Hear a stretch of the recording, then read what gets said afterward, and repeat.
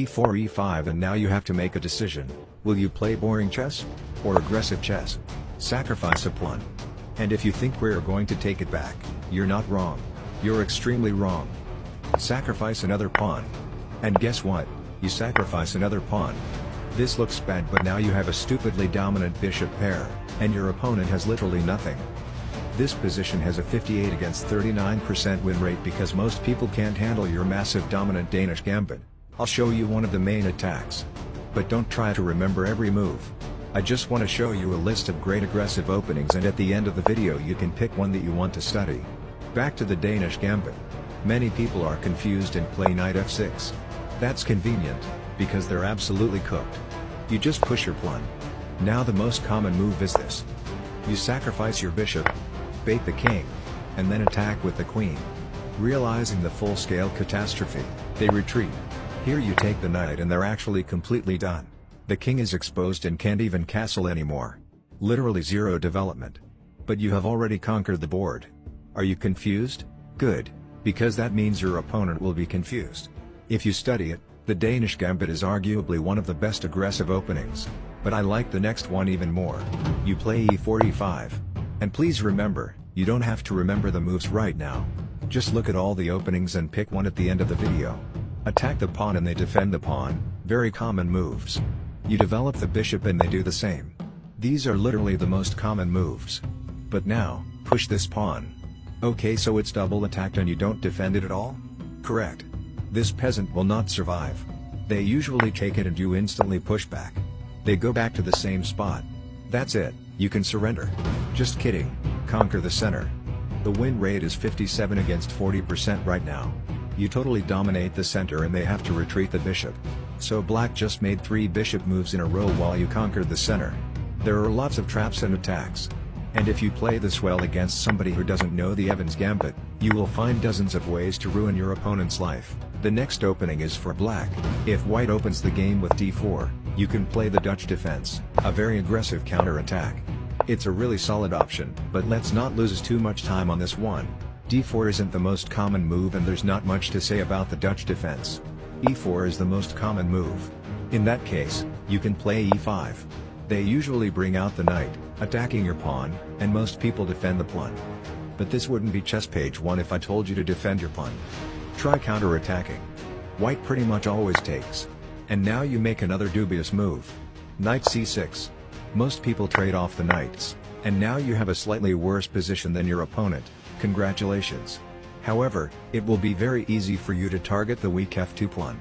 There are dozens of attacks and threats and there is no way your opponent has any clue how to play against the Stafford Gambit. Even players up to 2000 rating often fall for the Stafford Gambit attacks. But let's look at an easier opening. e4 e5, attack, defend, bishop out, we know this stuff. Now black attacks your pawn. And instead of defending, you attack the king side. Your bishop and knight are targeting the weak f2 square that's only defended by the king. This is called the fried liver attack and it's actually pretty good in low elo. But if you're above 600 rating, don't even think about using it. The next opening is really weird. You open with this pawn. Looks stupid, but just watch this. They always play e5. You develop the bishop, attacking the pawn. And now something crazy happens. The second most played move below 1800 elo is this. They think they're so smart, they will defend their pawn and attack our pawn at the same time. But I can simply push this. You goofball. Now they have to move their knight, leaving the pawn undefended. But that's not even the craziest thing. The most common move is this, blocking the attack, because they refuse to lose the pawn. But you just push another pawn. I feel like the moment you open with an unconventional move, most low elo players are stunned and confused and will do anything in their power to make sure they lose the game. Because what happens next is genuinely mind-blowing. The most common move again is this. They capture your pawn. But you can literally just take the knight. Now you have a better position and more material. It's literally insane that anyone makes these mistakes. Next up is this opening. It's probably the most brutally aggressive gambit for black. It's also extremely rare. There's no way your opponent knows how to play against it. By the way, after this there are 2 more openings, and one of them is my personal all-time favorite. But first, here's how the gambit works: e4, e5 and knight f3, very common boring moves. But now you go f5, the Latvian gambit. Most people take on f5 and after that you push your pawn, asserting dominance. Fast forward, your position might look something like this. This is a certified bye-bye moment for white. It's definitely one of the most aggressive openings for black. But let's face a new problem. You're white, trying to play an aggressive opening but your opponent is playing the Burke defense or King's Indian. Now you're done, no more fun. Is something I would never say. I actually found a super easy way to turn this into an aggressive game. The average King's Indian player will strictly follow their routine and completely ignore your moves. So you sneak in this bayonet attack. They always castle, and now you push again. And black has a problem. Taking your pawn like this would destroy the castle and expose the king. Taking the pawn with the knight also doesn't work because you recapture and they have to destroy the castle again. So most of them completely ignore your attack.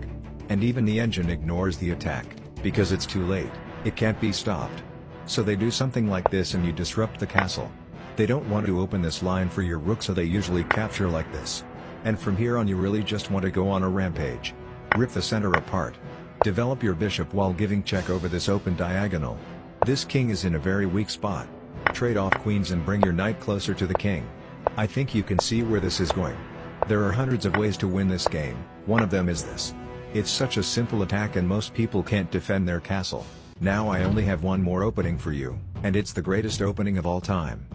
You open with e4 e5 and bring out the knight. By the way, this opening is super tactical. Meaning you need to be good at tactics to win the game. Well, 90% of all chess games are won due to a tactic. Getting better at tactics should be your main priority. Actually, here's a lesson from Chess Page University. I've seen people who were stuck, suddenly start gaining a lot of elo. And it was never because they learned some new opening. Every single time, the reason for their improvement was tactical skill. That's why we're mainly focusing on the pattern recognition training in Chess Page University. I just wanted to remind you that openings are nice, but they won't help you as much as tactics. If you want to see what's the best way to improve tactics in my experience, check out the Chess Page University page, there's a video explaining it. Alright, let's get back to the gambit. They defend the pawn. And you end up in the most boring position, the 4 knights game. But we're going to switch things up. If you're watching Chess Page 1 videos, you probably agree that more aggressive equals more fun. So today, we will take the pawn. Yes, they can capture the knight. No, you don't get it back. It's just gone. But we push this pawn, conquering the center. And now your win rate is a lot higher than theirs. There are 2 reasonable options. They can go here, in that case buckle up. You can still win the game but it will be hard. Or they go here. You basically won the game. Keep pushing, attack the knights, just don't stop. You're dominating the board. Now break up their defense and have fun with the tactical warfare. Remember, chess is not about winning. It's about making your opponent feel like a worthless idiot.